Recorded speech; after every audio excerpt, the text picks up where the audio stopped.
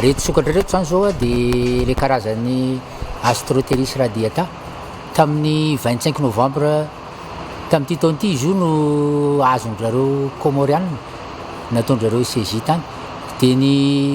fahatongava nazahoandrareo an'izy io zany a mbola miandry taratasy zay fa nalefandrareo fotsiny loha le izy a de ny isa no nalefany 72 zany zao nisan'ireo tonga reo fa mombamomba ny hoe nazahoana azy sy ny olona nitondra azy sy ny any mbola miandry zany zay satria tsy maintsy efa manao investigation 5 heures zareo de miandry an'izay taratasy zay hoe firmarina zany tena total tany fa le vao taratasy nalefandrareo zany de hoe 72 nisany sokatra velona daholo reo tsy maintsy atsokosoko fa raha le fanaondrareo aloha zany raha ohatra ka tany Comore izy matetika le izy mandeha sambo zany hoe tsy sambo fa botry mo filaza azy efa mazanga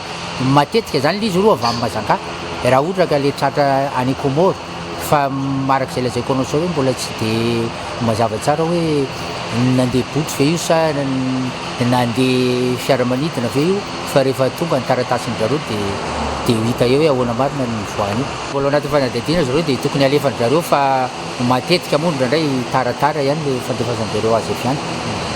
ny elany teto zany tsy fantatsika zay le hoe indrindraindrindra ka niainga avy mazangana izy tsy fantatra mihitsy de rehefa azondrareo koa izy a izy zareo koa tsy mandefa eno eo tonga de hoe eno eo de tonga izy de miteny hoe nisy an'izao fa mbola manao fanadihadiana angamba ry zareo any de zay vao alefany le izy de zay no natonga azy hoe tara be izy no miteny an'le izy na tamin'ny 25 novembre le izy areto moa araka mahazatra efa misy an'le organisme le mpanao quarantaine na le mijery ny fahasalamany tsy hiparitany zavatra mety hiparitaka na aretina aloha de efa eto le tompona andraikitra organisme mandray an'izay TSA moa filazan'zareo miraisiny ihany io a de efa manana ny fotodrafitrasy rehetra momba an'izay izy